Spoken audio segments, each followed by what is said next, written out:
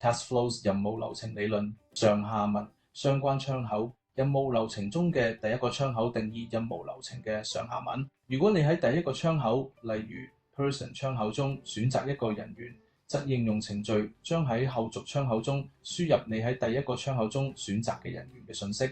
創建任務流程，你可以使用 Oracle Workflow 版本 2.0、3.8、1或更高版本對任務流程進行建模，然後生成任務流程。呢種創建任務流程嘅方法嘅優點係佢使用圖解器嚟幫助你設計窗口序列，或者你可以使用 Task Flow 任務流程窗口創建任務流程，使用 Forms 界面嘅任務流程。當你安裝新版本嘅 Oracle HRMS 時，應用程序會覆蓋對交付嘅任務流程所做嘅任何更改。Oracle 建議你複製交付嘅任務流程，並對副本進行任何必要嘅更改。Define Task Flow 窗口，如果你未輸入法規，則任務流程稱將喺全球範圍內可用。每個任務流程節點最多可以使用4個按鈕。如果節點未定義為按鈕，則可以從 Others 按鈕顯示嘅列表中訪問該節點。任務流程職責，另可以針對每項職責執行嘅不同任務，使用工作流程設計器嘅任務流程創建頂級流程程式，包括 Top Node Selector 活動。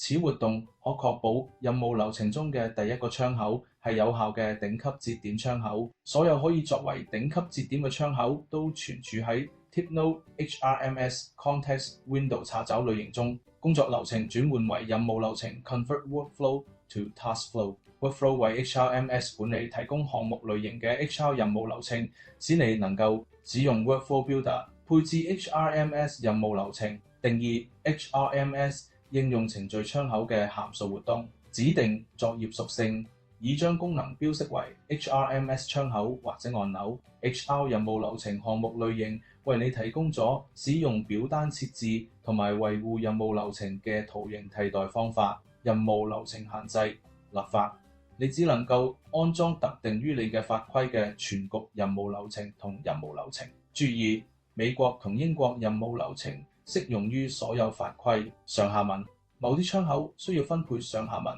呢個意味住喺任務流程中，工作分配窗口或者相關窗口，例如工作分配文件夾窗口、應用程序窗口，必須顯示喺佢哋之前。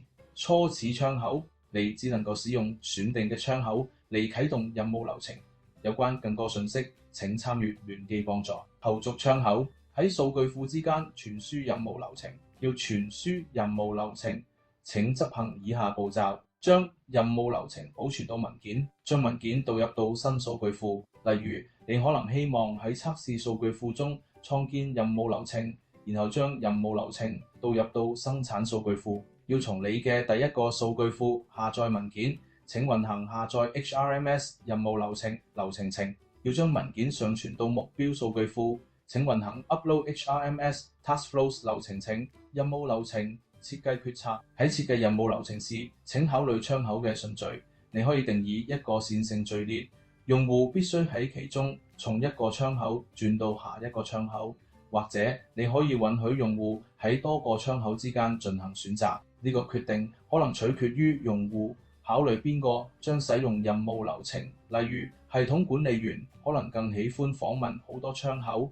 而員工按線性順序工作可能更合適。喺設計任務流程嘅時候，請記住包括 back 後退同埋 forward 前進選項，以使用戶能夠喺任務流程中導航。